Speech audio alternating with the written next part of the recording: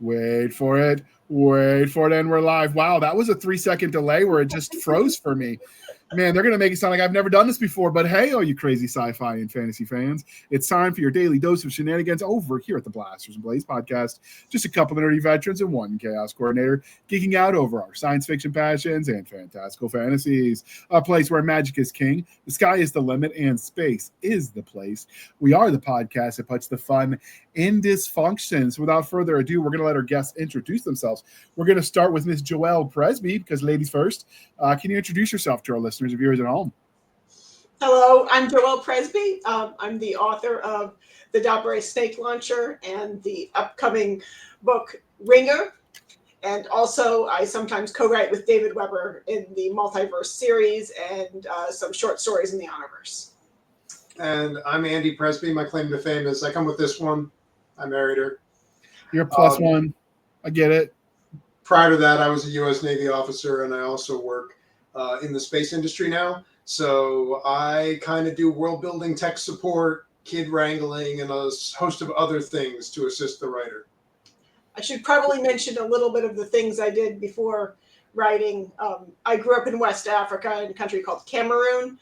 That is where the Garber Snake Launcher has a lot of its scenes set. And I was in the Navy for a while in the nuclear power pipeline. And then I also worked on the dark side as a military contractor with Booz Allen Hamilton. Okay.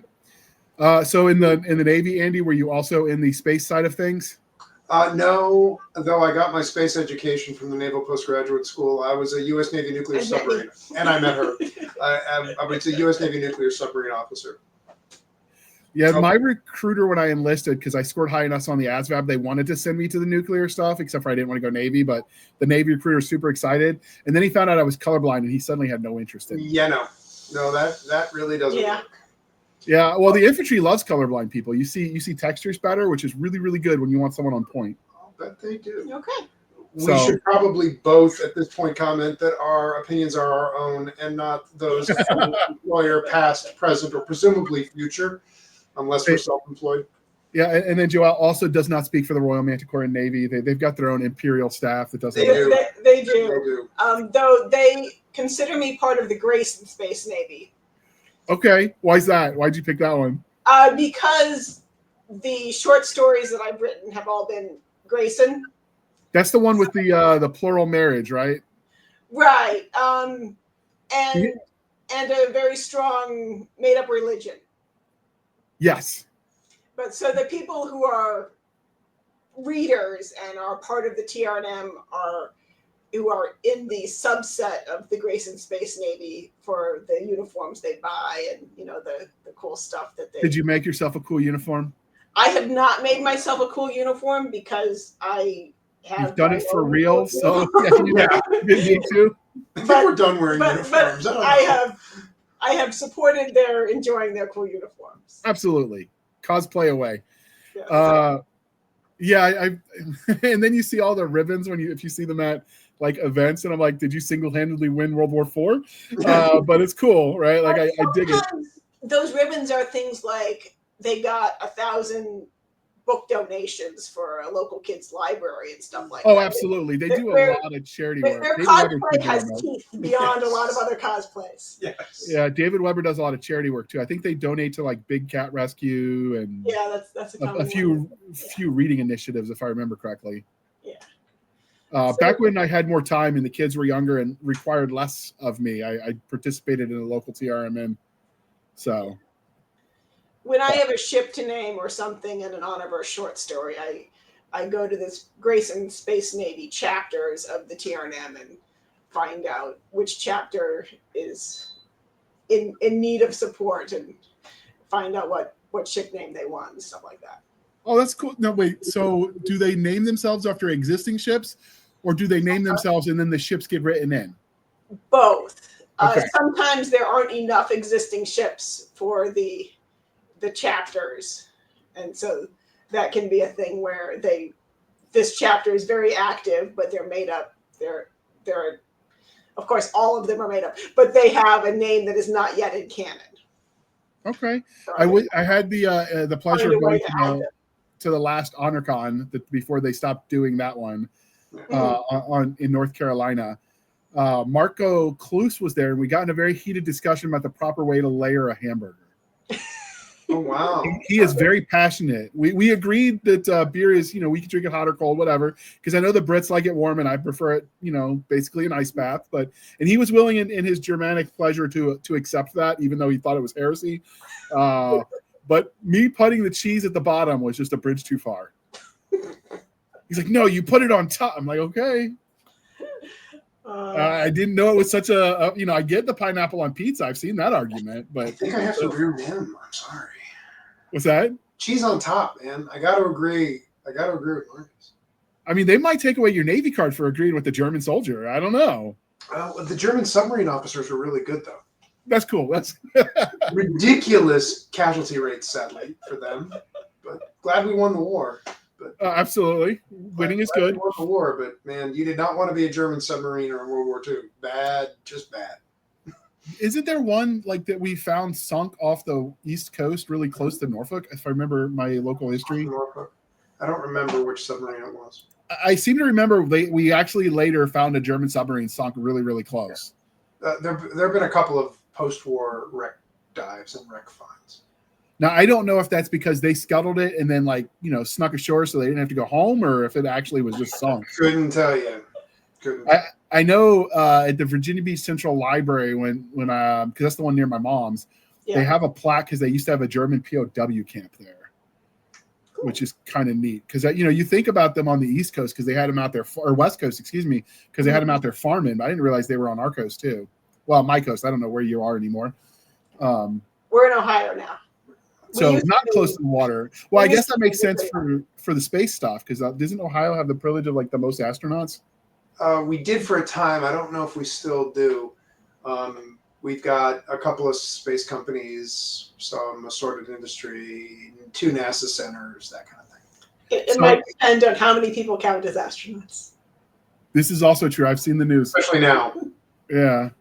I've played astronaut games. So that's basically the same thing these days. You're an astronaut. I have friends who disagree. So if they offered you a chance to join the Space Force and be a door gunner, a shuttle gunner, you doing it? Not today. No. Not with 2 children and 1 on the way. Not anymore. That's fair. All right, so we do have to ask you the religion questions. Are you 2 ready for this? Yes. I think I will survive. All right, Star Wars, Star Trek, or Firefly? Firefly. Okay. What is it about Firefly? I'm digging the art. I want to hear your answer. Yes. All of the above is a good answer.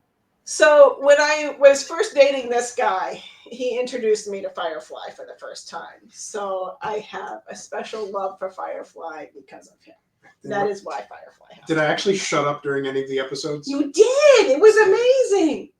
Good. That's good. The first movie we took me to is I don't know if this is going to work. We watched Master and Commander and he would not stop talking. You keep this up, people are going to think you like each other.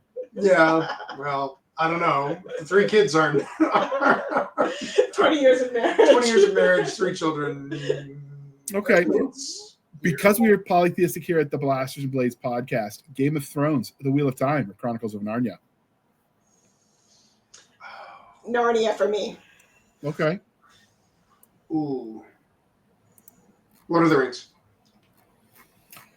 Acceptable answer. You can never go wrong with Lord of the Rings. Still Lord of the Rings. Yeah, you can't see it, but I've got 3 whole shelves of Tolkien down there. Okay.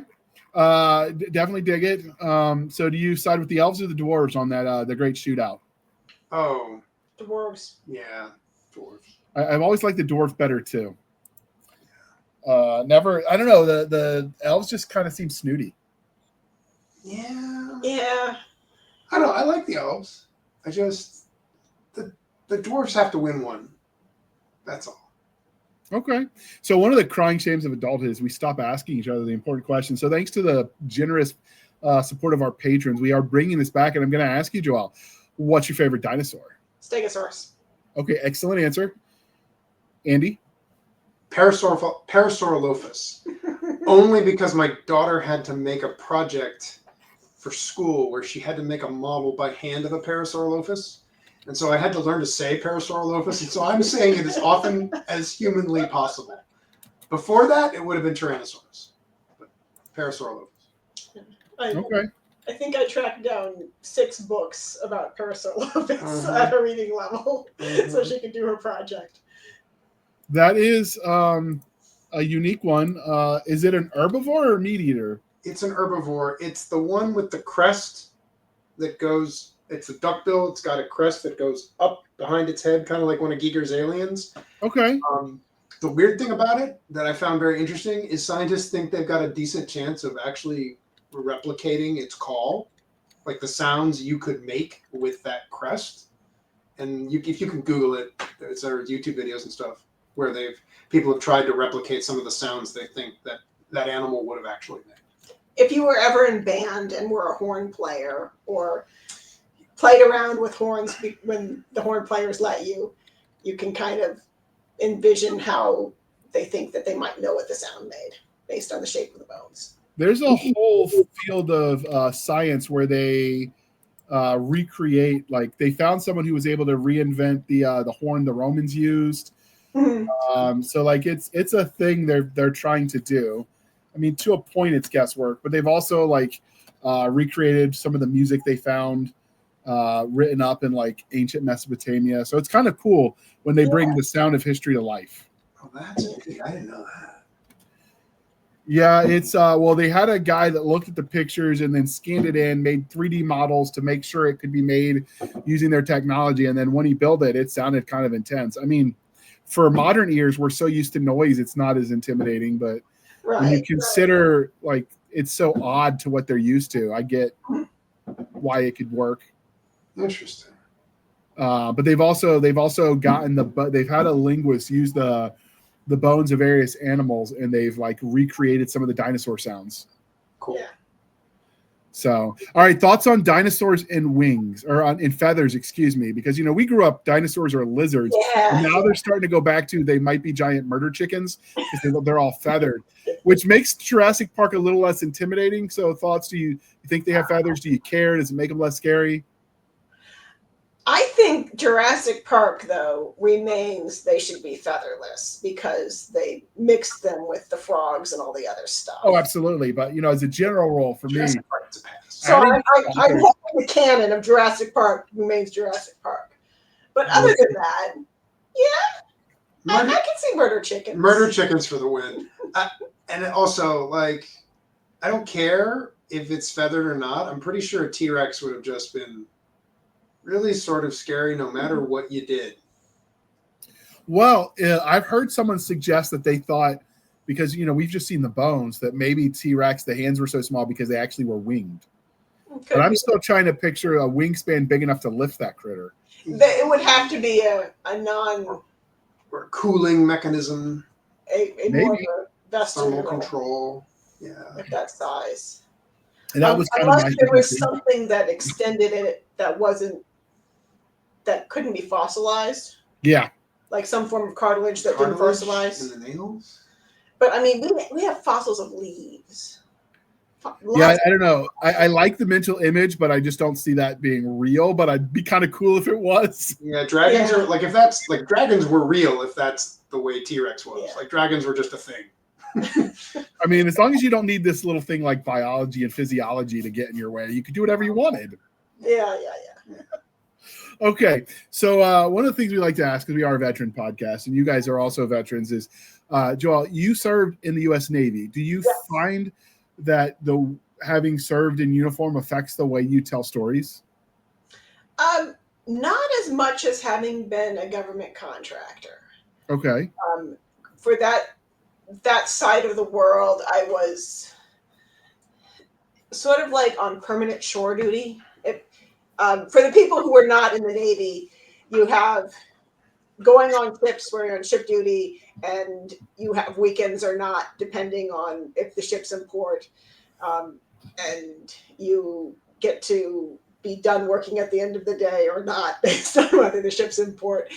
And so life is really divided. For these 2 years, I have no life because I'm on the ship. And then for these 2 years, I'm I'm on shore duty, and in theory I work 9 to 5, but oftentimes you could be done at noon on a Friday as a regular thing, because you're sort of making up for being there for the family and the friends, because the next time you're going to be on a ship and you won't be home for holidays or Saturdays or Sundays or anything. That you'll have captains who have you go to sea on Friday and come back on Tuesday, just so that they can have people work harder. So the contractors fill in during my area. The kind of work where you really need someone to actually be there from 7 to 7 p.m. to answer phones, while you've got the active duty military who are on the shore duty working next to the contractors who want to go home because they haven't been home in forever. And so sort of the sinews of making the Navy work was really pretty contractor heavy. And that's also where you got to see the people who were slimy, who can really inspire a good villain. Like, oh, this person really doesn't care. They want to make $1 million and they don't care if it's going to cost lives. It's like, yeah, okay. This is good villain material. I can learn things here. The only contractors I really worked with were the Mercs side of the house.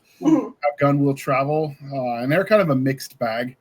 But I could see that in some of them inspiring a good villain. So I'm with you on that one. Now, Andy, you help her with the technical side and inspire a lot of that. Do you get into writing any of the prose with her or writing your own stuff? Sometimes. Yeah. Sometimes. And from the point of view of your question, because especially Ringer is about a civilization that lives in an enclosed environment, like the primary setting for the novel is a very large space station where people have lived for at least 2-3 generations. Set in the rings of Saturn. That's Ringer. Hence Ringer. People in enclosed environments demanding technical stuff to be done. How do you maintain a culture? How do you maintain safety standards? How do you keep them going insane? All those things are very much near and dear to my heart as a submarine officer. And so, there's nobody that I worked with in the books, but elements of human behavior that I observed underway on U.S. Navy submarines, like stuff that I was like, oh, if we weren't underway in a big metal tube, this person would not be thinking this way or like behaving like this or any of that stuff. So yeah, and then you run into the inbreeding question, because if you don't have enough distinct sets of DNA, eventually everyone's related again. This book is set in the solar system, and interplanetary travel is possible. Okay. So inbreeding isn't really a problem. It's more rare than our trips to Canada and back right now, or even Europe to North America, but it's not. I think it's maybe probably close to age of sail amount of intermixing of populations. In terms of the time. People tend to come and want to stay for years before they will consider going on. Yeah, but if you can ship goods, you could ship reproductive material to prevent inbreeding if you had to. Right. You could. So it's not as much of a concern. Yeah. That's this. Although, I give too much. I don't want to give spoilers, or we're going to talk about the book in a little bit, but I just know I've done research on like what you would need for like an intergenerational colony ship kind of thing, because that's a lot of sci-fi, and it's a budgetary issue. But if you look at Star Trek, you look at Stargate, like the colonies are so small on any given planet. It's like, okay, they're all related at a certain point. Obviously, Stargate gets the out because, they got the gate. But as a general rule, that's more a budgetary concern on the production of the show than really any statement of anything. But definitely something I consider now when I write. In Trek, those ships are hideously fast. And the entire area that Star Trek covers, if you look at just the map that they sort of retroactively made canon, the ships are pretty quick. It'll take you like 6 months a year to cross the Federation. I think. Okay. Last time I checked, right? So yeah, those colonies are really small. That is a thing, but that's why the Enterprise is checking up on them every single episode. They're checking up on a new set of crazy nut jobs who decided they wanted to leave a 23rd century utopia and go start farming in colonial like a colonial Williamsburg replica on some planet at the hind end of space. Right? I don't know. I've been to Colonial Williamsburg. It sounds kind of fun. It's awesome. It's awesome. I love Colonial Williamsburg. It's just a really strange. It's the Star Trek version of the trad ride. They just do what they do. They wanted to make sourdough bread. I don't know. Yeah, that is a funny thing, though, is like I get to a point, like when you first get to a planet, it takes a little bit to build the infrastructure. Mm-hmm. But in a world of Star Trek where you have the machinery they have, like it makes sense on Firefly. Like they don't have that level of tech. Right. But when you talk about a Star Trek world, I'm like, why didn't they just instant build their cities? Like, come on. Yeah, we could. I got a buddy who runs a podcast on Star Trek technology and security technology and stuff like that, and he's got like 100 episodes and counting on little weird stuff that a naval analyst sees in Star Trek. So. It sounds like. Are you familiar with the Angry Staff Officer podcast? I've heard of it. I've never watched it. So they rebranded and became the War Stories, and then they kind of, I don't even know if they're still active, but years ago they were. And obviously when you get to a certain point as an officer in the Army, like when you hit about major, so lieutenant commander, a lot of times they're pulled out of line units and stuck on staff duty before they go back as a higher command. I guess department head would be the equivalent for you guys. And of course, most of them are really, really angry because they hate their life for that period of time. And so they started a podcast and literally named it The Angry Staff. I don't know what you're talking about. But while they did that, right, when they did that, they've like broken down like Rogue One from a logistics standpoint, and they did the Battle of Helm's Deep and a few others, and they just all of the tactical considerations that were ignored. There's a guy out there somewhere who did a procurement is a Navy captain who did a procurement officer's take on the Death Star construction project. Oh, nice. And concluded that the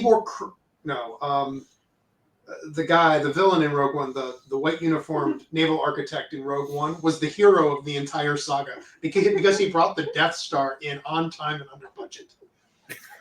My favorite is she's a cosplayer, but she goes around as like Imperial HR, and she like goes up to people. I've seen her. She's hilarious. I do not know her name. I don't either, but Phyllis, HR Phyllis, maybe, I don't know. Yeah. I'll have to look it up. In fact, I'll make a note and I'll add her contacts and see if I can find her. And throw in the show notes for you, dear listener. But yeah, some of that content out there is kind of fun. I will get with you in post show. You can get me that Star Trek podcast guy, and we'll have to see if we can get him on the show. That could be a fun episode. Okay. Okay. So obviously, like your experience affects the way you tell stories, even if just tangentially. Do you draw on people you knew when you were in the Navy or when you were a contractor?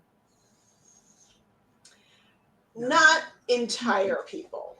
There are personality types and viewpoints on how leadership ought to work in the opinion of these kind of people who sometimes get smushed together into a character, and then I have readers tell me that nobody would ever do that, and so I have to adjust it to something that first readers who are not in the Navy, and actually you can't list 15 people who are all like that, will believe is real. I have had that experience when I've written. Truth is stranger than fiction. Sometimes. I have had the scene where editors tell me something was unbelievable and they take it out, and I'm like, "What do you? I can give you the mission statements. That was me. I used myself." That happened to me. Yeah.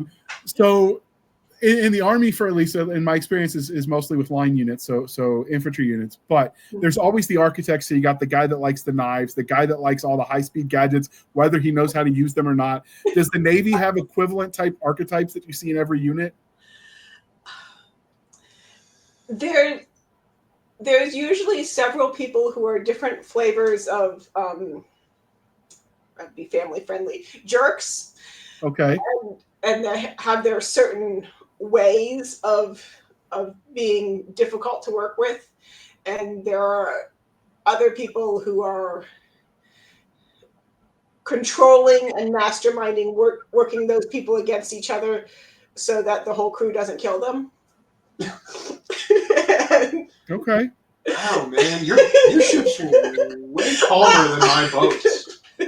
So in submarines, it was the one. There's not really like a person now. There's not like a set of archetypes that I would recognize, I think, but there is a set of behaviors when you put that many people in a confined space. And the 2 submarines I served on were not sex integrated. They were not gender integrated. There were no women on them. And that's since been changed. But at the time, especially when you put a bunch of guys, I think maybe in a confined space for a long period of time, the one behavior that I always saw was if you had a thing that annoyed you, that the other people on that ship could find out about, that thing will start to happen at a statistically unbelievable rate. And there are the people who believe in the conservation of happiness. Have you heard this one? No, go on. I'm curious now. So once the ship gets underway, there's just it's now a zero-sum game. There is only so much happiness available. And so if you're going to be more happy than you were, you have to steal happiness from someone else and make their life miserable. No one actually runs around saying this, but people often will talk about it after the fact. People joke about it. Yeah. But yes. That's right up there with there are no thieves in the army. There's only one thief in the army. Everyone else is just taking their stuff back. It's right up there with one of those just truisms. Like nobody really admits it at the time, but we all know. Is that as much of a problem for the Navy since you're on the same ship? You're not really like if I steal from another unit, I might never. If I liberate equipment from another unit, I might not ever see them again, and my unit goes on and completes the mission. If I take it from other people on my own ship, well, then they might not complete the mission, and I'm still host. So is that as much of a problem for you guys? Yeah, you're not generally. You're going to steal within the squadron or liberate within the squadron. You're not going to take equipment from another part of your own ship because it all has to work to a certain level or you can't get underway. You'll sink, bad things. Right. I did learn from the Marines that gear adrift is a gift when they stole our stuff. So we had to get it back. Theft of personal items on a Navy crew. I was served for 22 years. I think I saw it once, maybe. That the crew does not like that. I actually saw that one issue real quick. I saw that when I was in Iraq. Somebody stole my laptop when I was overseas because it was locked in the rear because I didn't take it on missions with me, and I was a fog jumper. And my unit was like, well, you shouldn't have left it unsecured. I'm like, what are you talking about? It's locked in my locker with a lock on it. Somebody just busted the lock. And they didn't really care. I didn't have the greatest command support on the unit side. Like we were off on our own so much. But when we went to report it to base security at Arifjan, because that's where my tent was, even though I was never there. As soon as the MAA showed up, the Navy took over base security. Literally, like I went there on a Monday. The MPs didn't care. They found there was an open case when the MAA took over on Tuesday. They called me on Wednesday and they were like, no, we're going to find this. Literally, because they had very strong opinions about thievery. Yeah. So I was appreciative of that. It's definitely a distinct cultural shock for the way the Army tended to treat it. Yeah. On the personal side, obviously, liberating unit equipment is a whole different. Yeah, of course.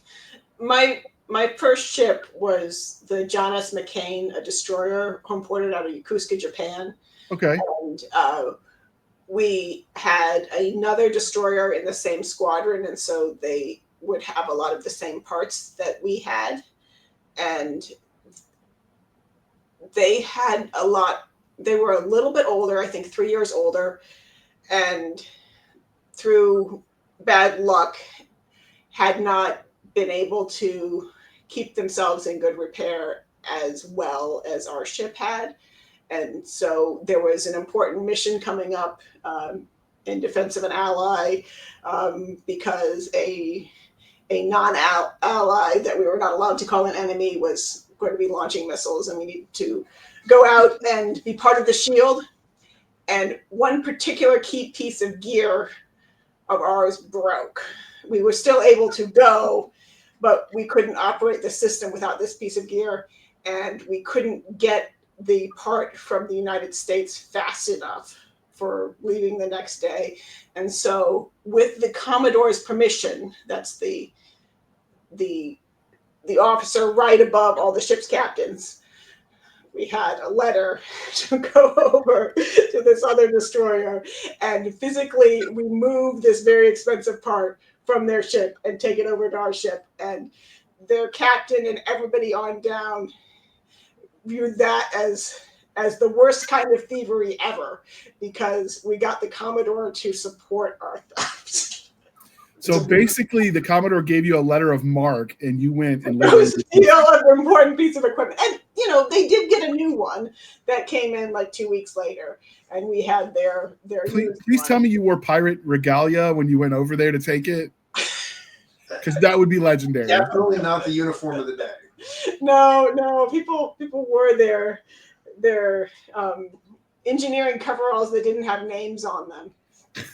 In case they ever saw those people again. Yes, because your regular coveralls has your name and your rank and everything, but so I am a Navy brat, so for getting really dirty that are also extra flame retardant.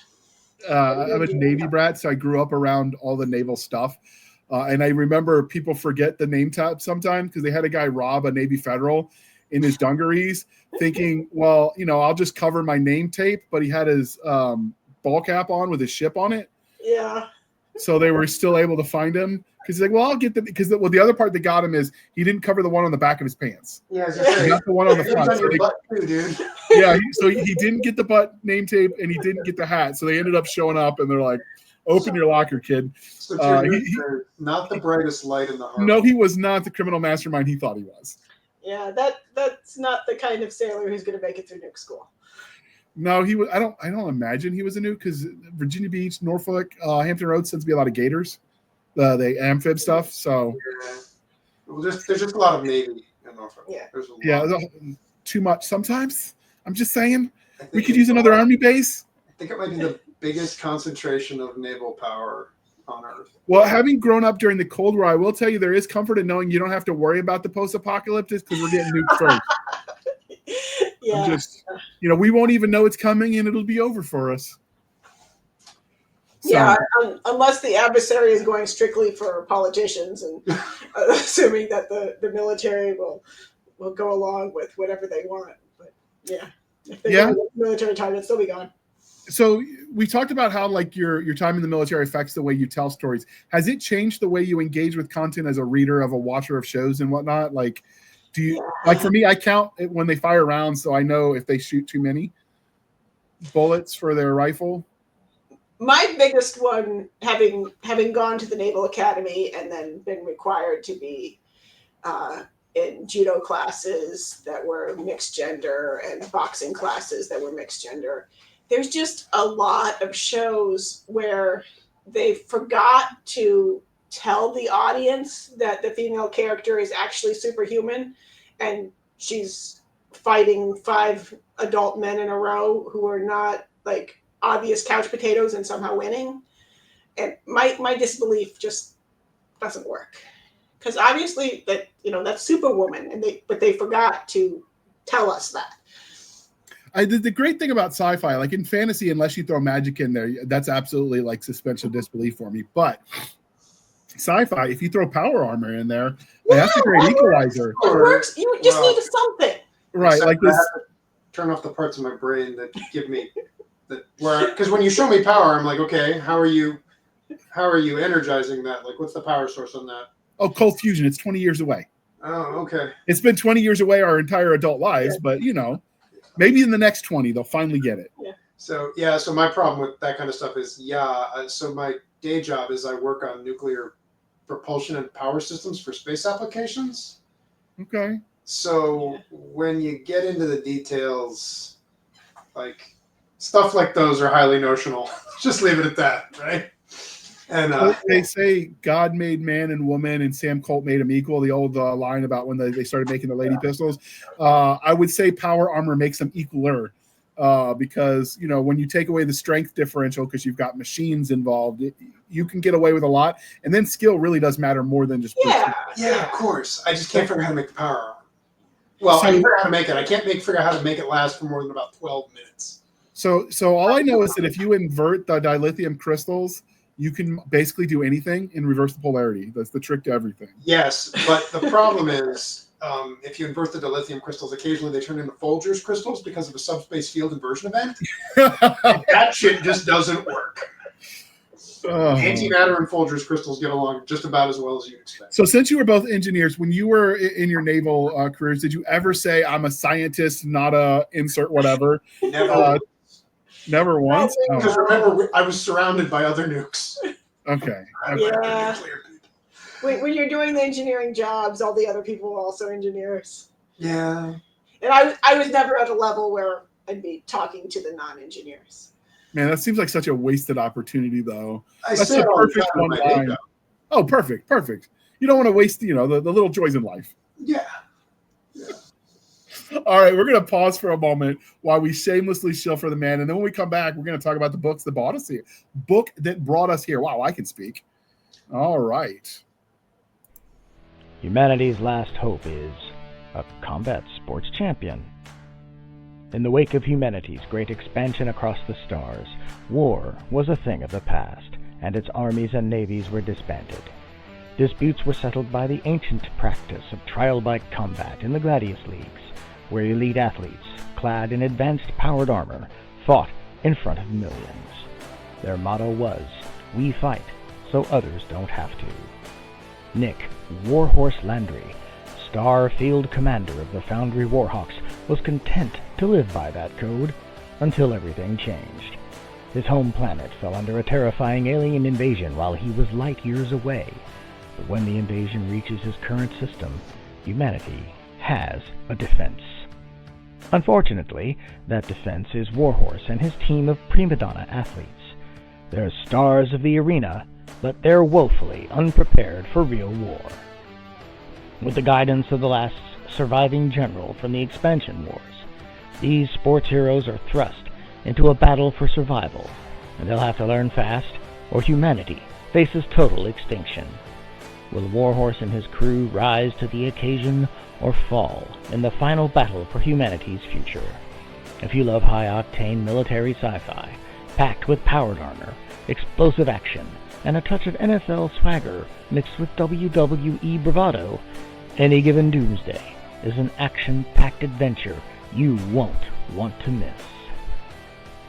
Available now from Chris Kennedy Publishing at Amazon.com.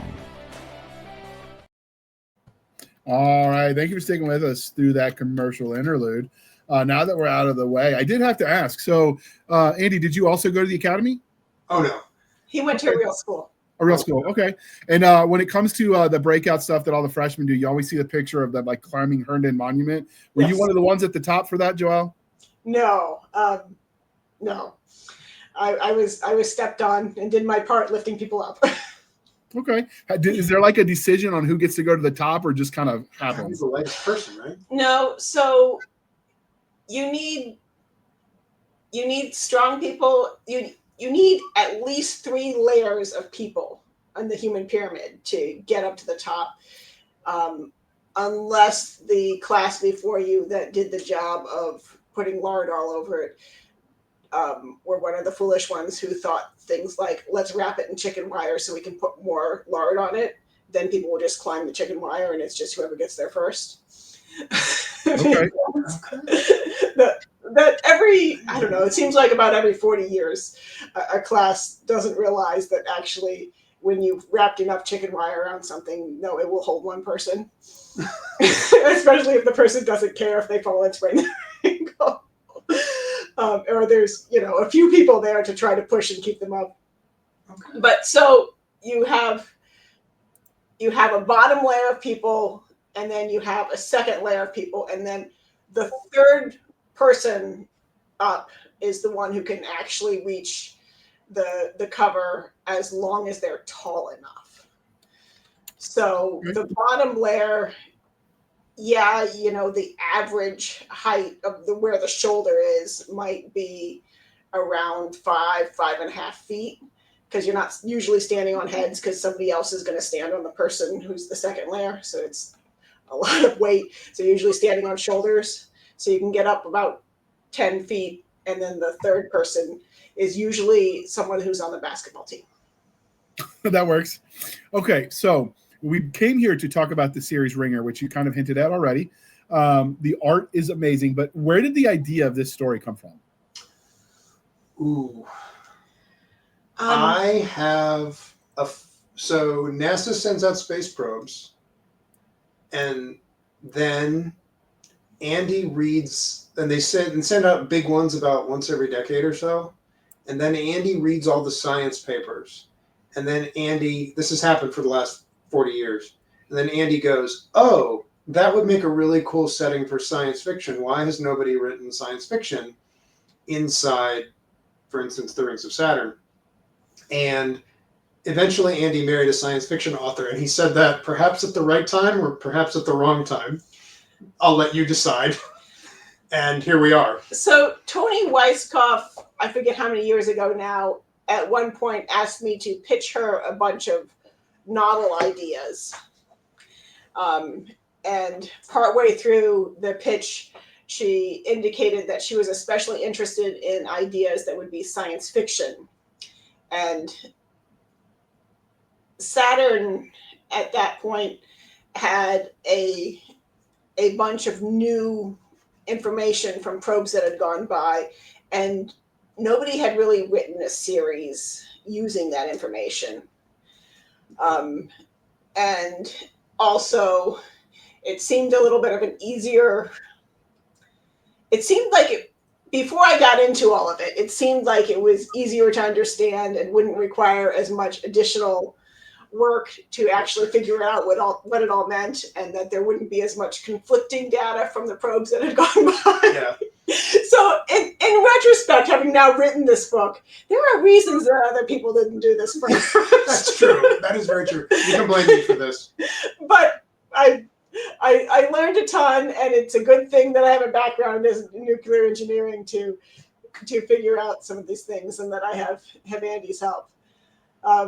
But I do look forward to the readers who have a strong space background sending me those letters saying, why didn't you do it this way or that way? Or I think you made a mistake here, because those are fun letters, because I can send them back with, okay, well, I used this reference, and what do you think it should have been?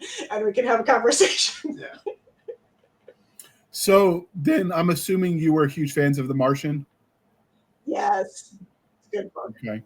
So we don't actually normally have the ability to do this, so we're going to do this today. Because your artist also shares this on his ArtStation account, which we link to, we actually get to look at the art without stuff on top of it, and the art is amazing. I like these spaceships. They just kind of look like, I don't know, birds of prey almost, but cooler. I'm just digging the art. Normally we don't get to see it without the title data, which is obviously like the title matters, but I really dig the guy's art. And just because I like his art, I will link to it, dear listener. I'll link to his ArtStation account. The artist's name is Kurt Miller. Yes. A phenomenal job. Now, Great to work with. Did you pick the art and work with it, or does Bain just do that for you? Well, Bain picks Kurt, and Bain chooses from what Kurt gives them. But Kurt is a wonderful artist in that he likes to interact with the authors. And so he contacted me and Andy. This isn't the first cover he's done for us. He did the Dabray Snake Launcher also, and asks for ideas of what kind of things from the story we think would be good cover art. And so this is actually one of the suggestions that we made. And those birds of prey looking things are actually drones that my main character there is having a wee bit of a disagreement with. Yeah, they're not behaving well. Yes. Okay. So those are not... They're close. They're close to the camera. They're closer to the camera than you think they are. Okay. They're not far away and filled with thousands of people. They're smaller. It's still a stunning visual, so I got no complaints. You pretty much can't put Saturn or any other ring giant in the middle of a frame and not get a stunning visual out of it. No, absolutely not. It's always amazing. Okay, since you work in space, Andy, I'm going to put you on the spot. Is Pluto a planet? Well, technically no. But they changed all of the definitions, so they kind of cheated. My favorite. If Pluto's a planet, then our solar system is surrounded by millions of planets. I think it's millions. My favorite is I saw a T-shirt at the grocery store right after they changed it, and it said, "Dear NASA, I was big enough for your mother," signed Pluto. It is hilarious. I see that all the time, and I always that's awesome. Because we have Langley near us, which has got some of the space stuff there. Yeah. So we have, like, in fact, in my neighborhood, I have a guy that's an engineer there. I don't know what he does because I know he can't tell me anyway. But so I see some of the cool space merch, I should say, that he probably buys at the PX. NASA's not like a classified military organization. They can normally talk about what they do. Oh, I just assume not. I mean, it's nobody cares if I talk about what I do in the infantry. I assume the other smart people jobs, that's not always true. No, people, like usually the folks I've met at NASA or work at NASA, all those folks, they're pretty happy to tell you what they do. I mean, you might not be happy you ask, but like, you know. I find it amusing. They're highly technical people.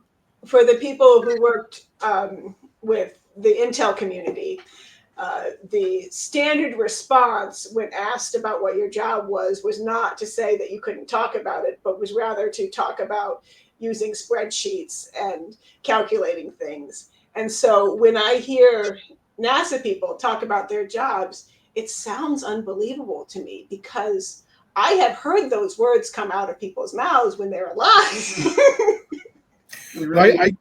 I get the same answer when people who don't know any better ask me if we killed anyone in Iraq. So my standard answer is, well, I did do a rotation at the DFAC, so maybe. Which, all the way, I never was. I mean, I did police call KP at AIT, and that's like the extent of my time in a dining facility. But it sounds cool. I saw it on a meme somewhere, and I just stole it. Yeah. So the idea comes from reading essentially the white pages of reports coming in out of the space sciences, and a lot of the pictures too. A lot of it was the imagery that did me. It was this all those Hollywood like the Empire Strikes Back asteroid belt. Yes, I know it's a movie from the 80s. I'm sorry, I'm old. But like all those asteroid belts you see in cinema, those don't exist except in places like the rings of Saturn. Like in our asteroid belt, you can stand on one rock, you can't see the next rock over. I've got a character in this novel who has basically been sent to the rings of Saturn to learn to practice close-in piloting because his family owns lots of property in the belts, and if he can drive around a little space pod in the rings, he'll be able to do anything he needs to do back in the belts. Okay, so that's where the idea for the setting comes. What about the story itself that you wrapped around the setting? Where did that idea come from? Oh, it grew out of, these are the constraints of the setting. These are the kind of people who would live there. These are the kind of problems they would have.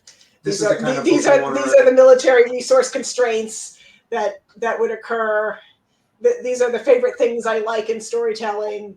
This is the kind of book you want to write. Yes, There was a particular sort of genre flavor, I think that's the correct term she wanted for it. Well, I mean, I wanted to write a science fiction story, and so I want science to matter to how the plot develops. Engineering in this case. Yeah. Would you consider this hard science fiction or just science fiction that cares about the science? I would consider this easy and fun science fiction that the readers who are themselves scientists will not have to throw across the room. Okay. So like, when you say the word hard science fiction, there are many people who think that means that they can't read it. And so that's why I stay away from that term a little bit. A lot of hard science fiction that you read is basically an excuse to navel gaze, where the story is less important than the scientific descriptions. There are some that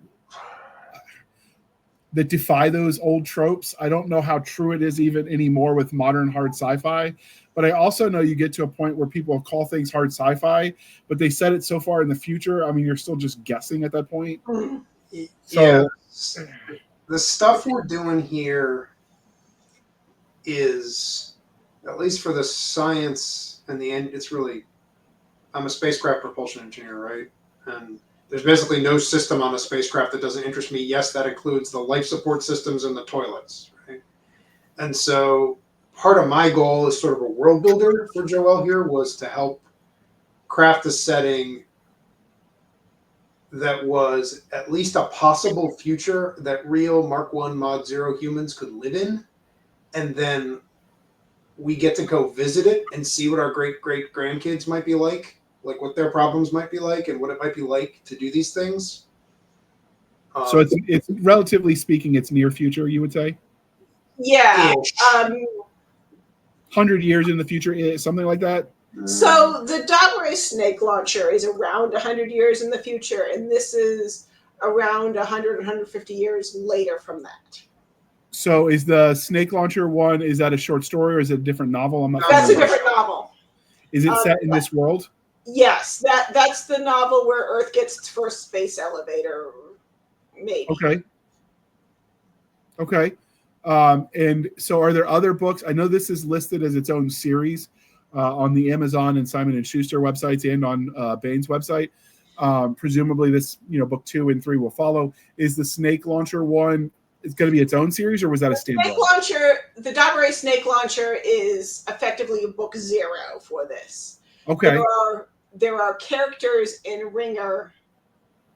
The prologue has characters from the Garber snake launcher. The characters in Ringer are at chapter 1 and beyond are later, such that nobody at Garber snake launcher is still alive. And so you don't have to have read Garber to understand this book. You'll get a tiny bit more out of it. There might be a little bit more emotional impact in that prologue if you read Garber, but we very deliberately we're trying to write a setting where this is the hypothetical beginning of a series. And readers, it all depends on you how many more of these I can write that Bain will agree to publish. But yes, there are plans for more with these characters. Do you have artificial gravity on these vessels, or are you using spin technology or zero G?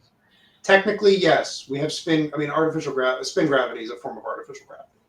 Okay. But with most readers, when they hear artificial gravity, they think there's gravitics or Star Trek or just the magic of Star Wars artificial gravity. This is rotation.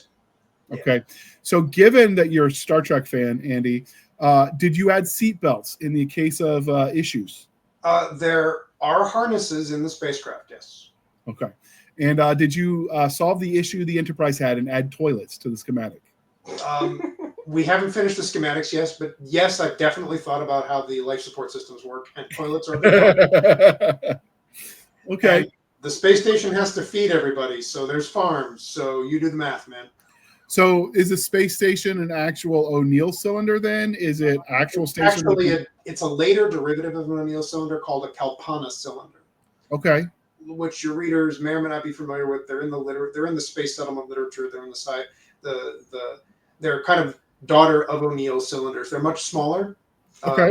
The initial ones are supposed to be much smaller. They've been designed now. They have not been built, as anybody who looks up at the sky and notices how few space stations we have floating around Earth would notice. Yes. So do you have the gravity that the spin is generating? Is it Earth gravity, less than, more than? Going for Earth gravity. Earth gravity. Though it's about Earth gravity. Though it is a talking point in the book. No spoilers. Well, I'm just thinking like James S.A. Corey did it in The Expanse, where the Belters had the less gravity meant they had changes to their biology. Yes. They've done experiments in zero gravity with pregnant mice, and they find without gravity to hold things in place, it affects gestation. So I mean, it's definitely biological consideration. Yeah. Yes. We were aware of those issues. Quite. Yes. Okay.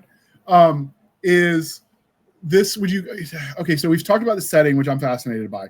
The story itself, would you consider it a political thriller? Is it an action adventure story? Is it middle sci-fi? Like the story within the setting, how would you describe that? I'd call it action adventure. But of course, sci-fi usually has more to do with setting than the way the plot works. But this is a science fiction adventure story.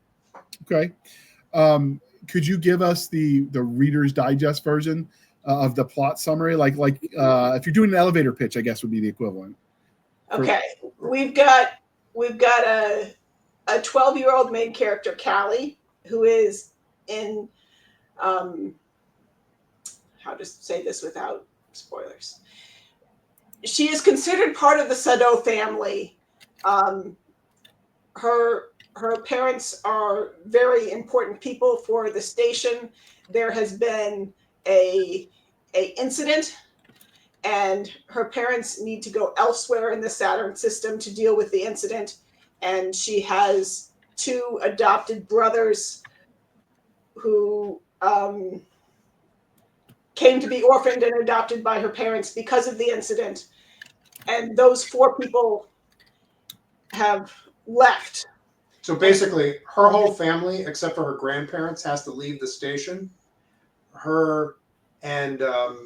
They have a role in the station's governance. She is not of age. She's not an adult in her civilization. Being an adult, so she doesn't get a vote. She can't exercise her family's voting rights in the station's government. To become an adult, she's got to do a bunch of tests that prove that you can be useful on a space station. Kind of like in tribal societies when you got to go out and scare a lion away or kill a lion from the herds, or as was traditional in Cameroon for earlier eras than now. And the people on these stations are the core culture is based on Cameroonian culture. Yeah. And so that idea of going and doing brave things to become worthy of citizenship is part of the core ethos. And it's really an adult coming of age ritual. It's like a driver's test, but it's got some real meat to it and some real teeth to it. So Callie is under the guardianship of her grandparents while the rest of her family is away, but her grandparents turn out to have issues such that she needs to step up in a major way. And that's how I've done the thing of letting a kid be the main character without having all the adults be stupid. Yeah, and or killing the family, because that's the other one. Basically, she has to adult really quickly over the course of the book. One of the nice things about this, because I really, really hate uber competent children main characters, like they just don't do it for me. So when she told me she wanted to do this for the book, I was like, dude, what are you doing? Like, what? Like, no, how is this going to work? And then she showed me the plot, and I was like, oh, that's how it works. Cool. Okay. So given the young age of the main character, would you consider this a YA book, or is it just an adventure story that happens to have a young main character? Starship Troopers a YA book? I would not say so. I think that this is a science fiction adventure story that happens to have a young adult main character. I think most of the readers are going to be adults, but I did make sure to keep this from the viewpoint of the main character so that if somebody gives it to a kid, they won't read it later and be like, oh my goodness, what did I give to this kid? So it would be okay if you choose. I would be willing to give this to my kids to read if they were old enough to, if they were able to read at this reading level. And so let me ask you that then, because that was the next question. What would you say the age range of this book is, the rating, however you want to describe it for potential parents? Oh, this is a rated G book. It's just that I didn't write it at the second grade reading level. Okay. And she talked about Heinlein Juvies a fair bit when she was brainstorming this book in particular. So that kind of gives you a flavor of where her head was at when she was plotting it out. Okay. So, are there aliens in this novel? No, this is not.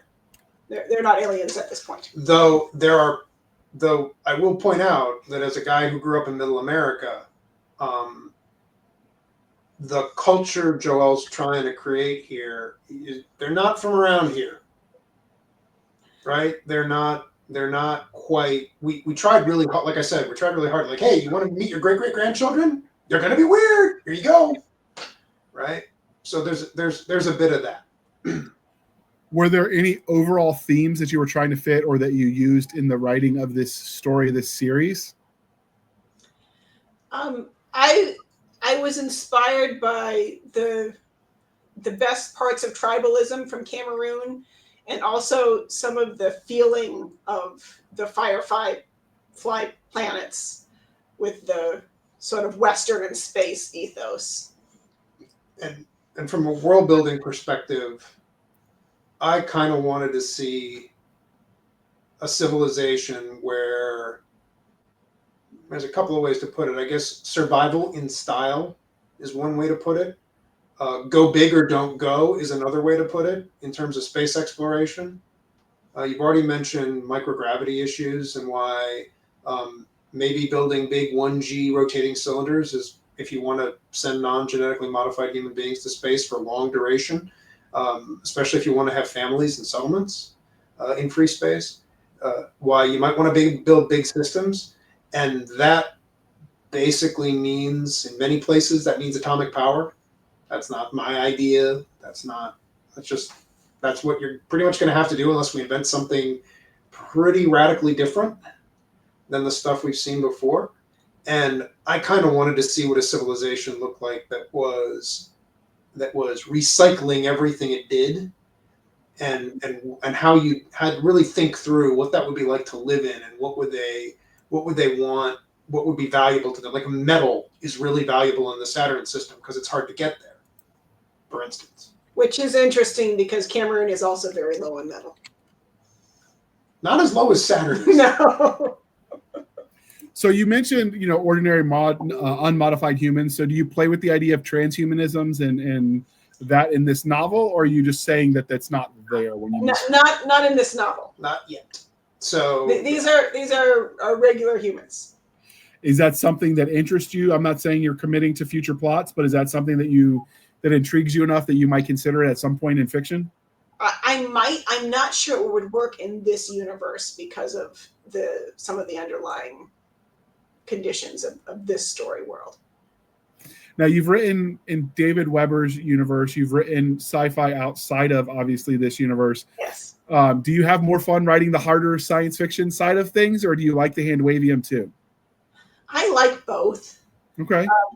I tend to go back and forth and not do too hard science fiction or too hand-wavium back to back, even if it's just the palate cleanser is a short story.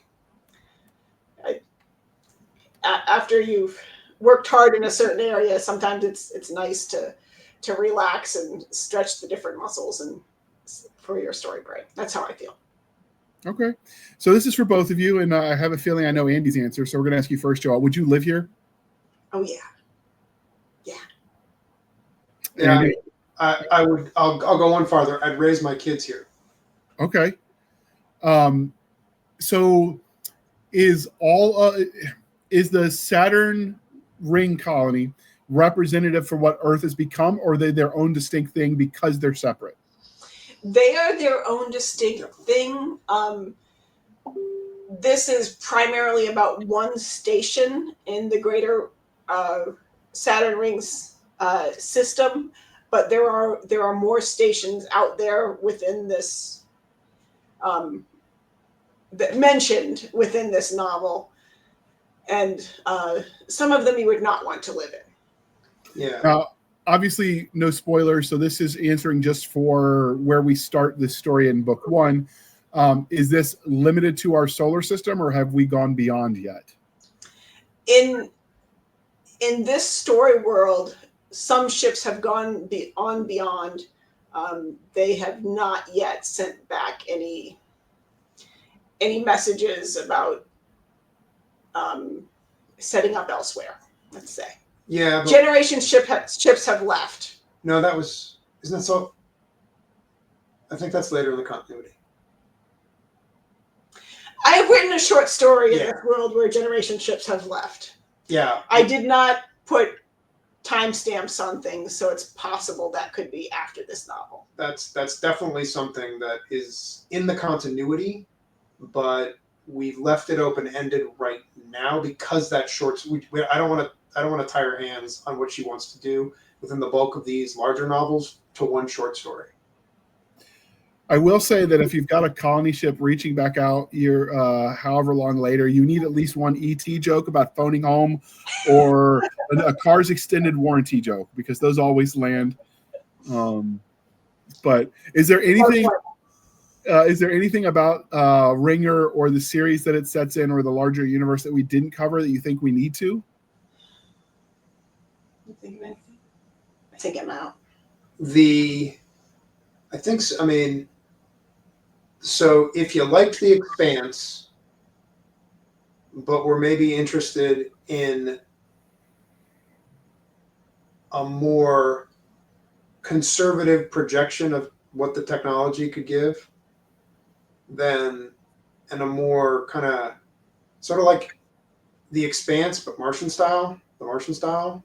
Okay. That's sort of, from a world building perspective, kind of where I come at it from, because I really enjoy The Expanse's different polities all over the solar system. And we definitely have ideas for other solar system polities and other entry points into the world. The Earth-Moon system is interesting. What's going on Earth is interesting. What's going on Earth is interesting. And if you're interested in conflict, well, we were both naval officers, so we have some ideas there too. I think that's the thing I would just want to tell your readers, because if you just read this book, got to understand Callie's just one person, and she's going to have friends. And she's also 12. So for consideration of where the series goes, she doesn't know everything that is known by, like, say, her parents. Yeah. And it might start off as sort of like Harry Potter in space, but it's not going to end up, I don't think, as Harry Potter in space. This is not just a series of books about her 4 years at school. Okay. Okay. Is there anything else before we wrap it up? Did I get it? This is great. Okay. We're good. This is the part, dear listener, where I remind you to please be kind and speak your mind on the reviewing platforms. Your reviews help the right readers find the right books. So we are releasing this episode in October, so it should be launching in roughly 2 weeks from when this episode airs. It is currently available on the digital format from Bane's website, so I'll link that as well. Generally speaking, you can get the ebooks early if you go direct. So if you don't want to wait for the Amazon launch date, most times with Bane, you can get it on their website. Is this going to have an audiobook? Do you know? That's being worked on. So this will be out in print, in all your bookstores and your regular ebooks on November 4th. If you want what Bane calls an e-arc, which is not actually a seagull noise, it's a electronic advanced reader copy. Okay, it's also a seagull noise. That gets you the ebook version of the page proofs, and then November 4th also the polished ebook as well. That you can get directly from Bane.com right away if you don't want to wait 2 weeks. Now, sometimes Bane will release free short stories in the worlds where some of these stories happen. Did you do one of those for the Ringer universe? It's not a short story. If any of you read, we don't like doing info dumps in the novels. Okay. Bane has short stories and also nonfiction articles on their website. And okay, I didn't know that. The nonfiction article for, which I think will be up today on October 15th. So I'm going to write an article on why you might want to, the real science and engineering about why and how you might want to settle Saturn's rings, talk a little bit about space farming, talk a little bit about how they got there, from a meta perspective, not from an in-universe perspective. So it won't be a short story. That's kind of cool. I've done something similar when I wrote, when I did the box set version of my first series. I added content. So I actually figured out like what tactical maneuvers might be if you're trying to maneuver an infantry squad in 0G. And then I wrote excerpts from like a field manual just for the fun of it. So I get like sometimes figuring out the science in the world you're in can be fun. So I'm definitely there for it. Is it on the same spot on Bane's website, or is it going to go somewhere else? Yeah, it's on the same spot where you go to Bane.com and you've got the beautiful floating book covers of what's coming soon and what's out that month. And you scroll down a little bit and there's about a paragraph and a half that's the beginning of the short story, and then there's like a paragraph and a half that's the beginning of the nonfiction article, and you just click continue to get the rest of it. Okay, I will look for that at launch if it's already out, and I will link that in the show notes, dear listener. And then, so if they buy it on Bane, can they review it there, or do they have to go to one of the other platforms to leave a review? Well, you can review on Bane, but it's most helpful to do it on Barnes & Noble or Amazon. Okay. And how can people find you on the wild interwebs? I'm on Twitter, which is, of course, X now, and Facebook, LinkedIn for the folks who are not allowed to use other social media sites. And wonderful people let me come into their podcasts. So there are a few YouTube things when I get to join people. Okay. And you can find us, a dear listener, on our Linktree, linktr.ee, Linktree/Blasters and Blades Podcast. Again, Linktree/Blasters and Blades Podcast, where we link to all the things, the BitChutes, the Rumbles, the YouTube, the TikToks, the Twitters. We've got our Spotify, our Discord, our Blasters and Blades Facebook group and Facebook page. We have our email, blastersandbladespodcast@gmail.com. Again, blastersandbladespodcast@gmail.com for professional purposes only, people. Save the shenanigans from Stabby over there on the Instagram, Twitter, and the email. You can support the show by going to buymeacoffee.com/author J.R. Handley. Again, buymeacoffee.com/author J.R. Handley. Be sure to put in the comment section that is for the podcast, and I promise I will keep my co-hosts duly caffeinated. They will drink that coffee brand coffee till it pours out of their eyeballs, and we swim away on a river of Java goodness. If you want some of that coffee brand coffee for yourself, link is in the show notes. Podcast Grunts is the discount code. You get 10% off. We get a little bit of a kickback. It's a win-win, people. And with that, I would like to thank you for spending some of your precious time with us. For my crazy co-host, I am J.R. Handley, and this was the Blasters and Blades Podcast.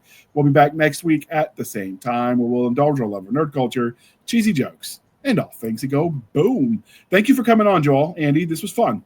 Thanks, JR. You're the best. And with that, we're going to hit the end button. Don't